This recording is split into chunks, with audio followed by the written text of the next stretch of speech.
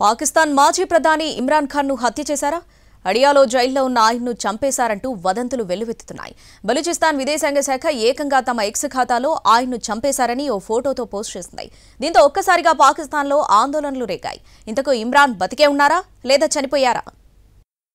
పాకిస్తాన్ మాజీ ప్రధాని ఇమ్రాన్ ఖాన్ ను చూపించాలంటూ ఆయన మద్దతుదారులు ఆందోళనకు దిగారు. 2 ఏళ్లకు పైగా ఆయన అడియాలా జైల్లో ఉంటున్నప్పటికీ ఒక్కసారిగా ఆయన్ను చూపించాలని మద్దతుదారులు డిమాండ్ చేయడం వెనుక కారణం లేకపోలేదు. ఆయన్ను జైల్లోనే హత్య చేశారు అనే వదంతులు తీవ్రంగా వ్యాపిస్తున్నాయి.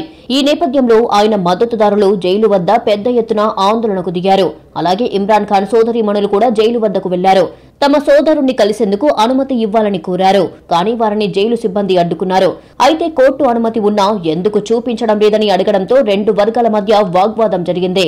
దీంతో జైలు సిబ్బంది ఇమ్రాన్ కుటుంబ సభ్యులపై దాడి చేసినట్లుగా తెలుస్తోంది.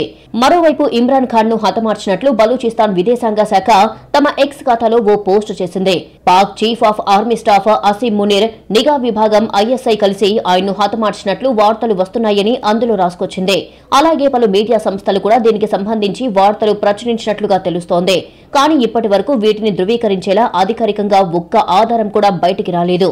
అంతకుముందు కూడా ఇమ్రాన్ ఖాన్ ను మే 2025లో కాల్చి చంపేసినట్లు వార్తలు వచ్చాయి. అప్పటి నుంచి కూడా ఆయన బతికే ఉన్నారనే దానిపై ఎలాంటి క్లారిటీ రాలేదు.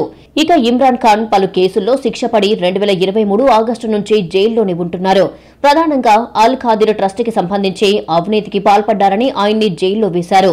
మరోవైపు ఇమ్రాన్ పై మరిన్ని కేసులు కూడా పెండింగ్ లో ఉన్నాయి.